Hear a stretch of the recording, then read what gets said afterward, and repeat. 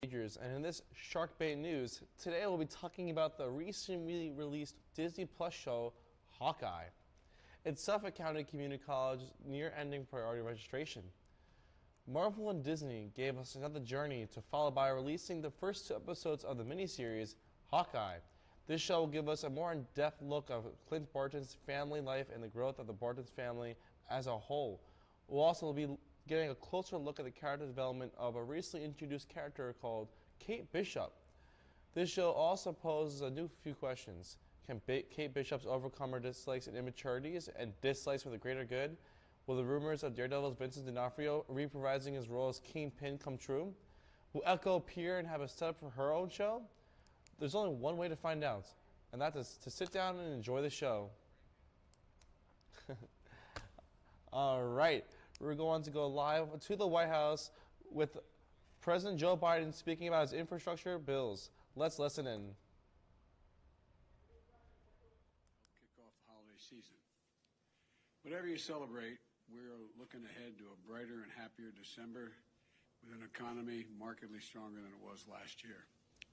It's been a tough couple of years, but we've made incredible progress. And today, I'd like to speak about some of the steps we're taking to address challenges in the economy and how those actions are already starting to pay off for American families. First, however, I want to quickly reiterate what I spoke about on Monday concerning Omicron, the variant, and the steps we're taking to combat it. As I said, this new variant is a cause for concern, but not a cause for panic. We have the best vaccines in the world, the best medicines, the best scientists. We're learning more every single day.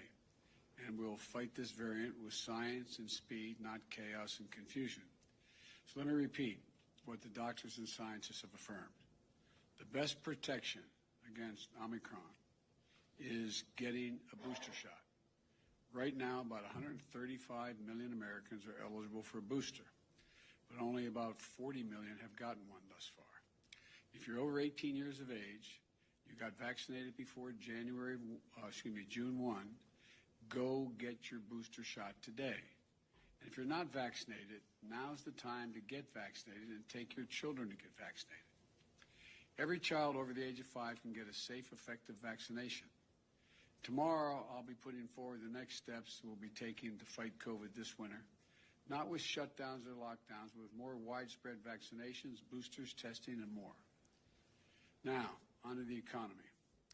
If you watched the news recently, you might think the shelves in all our stores are empty across the country, that parents won't be able to get presents for their children on this holiday season. But here's the deal. For the vast majority of the country, that's not what's happening. Because of the actions the administration has taken in partnership with business and labor, retailers and grocery stores, freight movers and railroads, and those shelves are going to be stocked.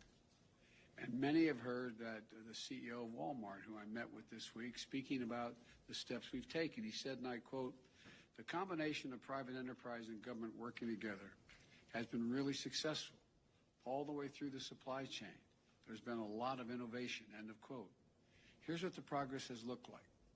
The first thing we had to do was speed up the operations at our ports. Americans are buying more goods than ever, and a lot of those goods come through our ports. 40% of the goods that come into the country on the West Coast come through 2 ports, Los Angeles and Long Beach.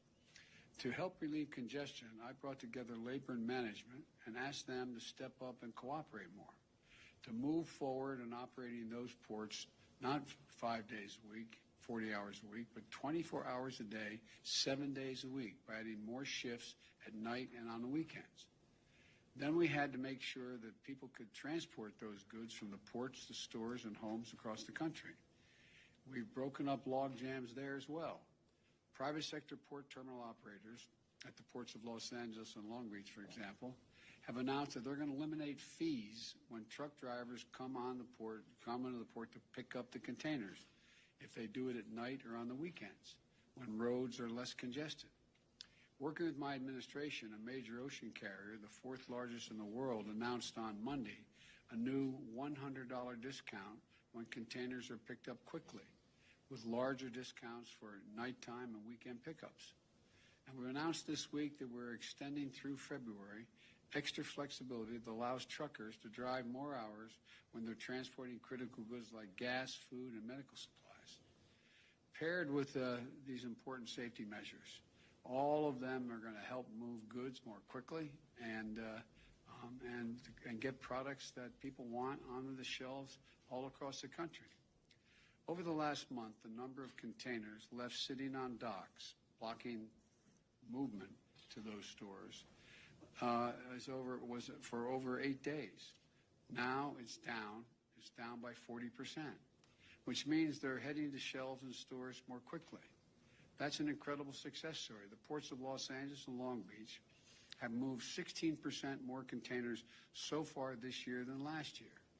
By working with business and labor, my administration has been able to handle the huge surge in goods moving through some of our biggest ports. And that's translated into shelves across our country being well stocked. You don't have to take my word for it. On Monday, I convened a group of CEOs from some of the largest retailers and grocery stores in the nation, as well as companies who work with small businesses across America, including the CEO of Walmart. All right. Welcome back. And to recap from what Joe Biden was telling us, we're going to be getting booster shots and to get your vaccination today. And also along with those lines, Joe Biden said he plans on getting the economy to restock on shelves that have been emptied.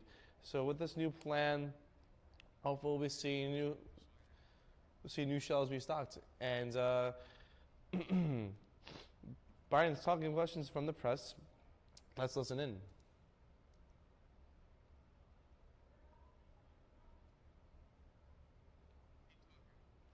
And we'd also like to say that the economy with the infrastructure bill will rebuild American roads, bridges, rails, and expand clean drinking water. Biden also says we're going to help America win the competition for the 21st century. He said we're going back in the game. Using a semi-truck as a background, Biden stressed the need for skilled workers and said schools like the technical colleges can provide them. All right, let's stick to Joe Biden. God willing. May God bless you all, and may God protect our troops. Thank you very much. Mr. President, what's the level of concern that the new variant will end up exacerbating the very issues on supply chains your team has been working on the last several months? Well, look, you know me. I'm an optimist. What we have seen so far does not guarantee that's the outcome. As a matter of fact, we're going to know in the next several weeks that just not only how transmissible the disease is, but how extensive it is, how dangerous it is, and what damage it does, and most importantly, whether the vaccines we have are capable of dealing with this virus, particularly if the boosters we're trying to get everybody to get. So I think the jury's still out. I think it's a little early to make that judgment. But am I concerned? Of course I am, until we get the final answers. I'll take a couple more questions. Yes. President, what is your reaction? The Supreme Court heard that abortion be today. The justices signaled that they are on the verge of major changes to abortion law in the United States. Do you have any plans to try to codify the law? What is your reaction to that? Well, first of all, I haven't. I didn't see any of the debate today, just the presentation today, and I support Roe v. Wade. I think it's a rational position to take, and I continue to support it. Mr. President, thank you so much. There are a number of presidents, from Jimmy Carter to Richard Nixon, who really tried to impact inflation and supply chains and weren't able to largely do that. How confident are you that you have the tools and the power to do something about supply chains and help Americans find some relief? Because of what I've seen so far based on what we've done. This is the first time I've seen where labor and business is so ready to cooperate. Because they didn't go through a period of over 2 years almost, of the impacts of a terrible virus that has caused real damage to the world economy. So I think people are in a different state of mind than they may have been during the Carter years as well as the Nixon years. It's just a different world. Mr. President, quick question on testing requirements. Mark Meadows has written a book revealing that President Trump tested positive for COVID 3 days before your first debate. Do you think the former president put you at risk? I don't think about the former president. Mr. Thank you. President, whatever happened to your promise to shut down the virus? All right, welcome back. To recap from that, Mr. Joe Biden talked about the employment rates and how he will be planning on trying to get that plan to get everyone back in work. But yeah, that's all we have time for today. Be sure to subscribe to our YouTube channel at SCCC RTV. Thank you for joining us and have a great day.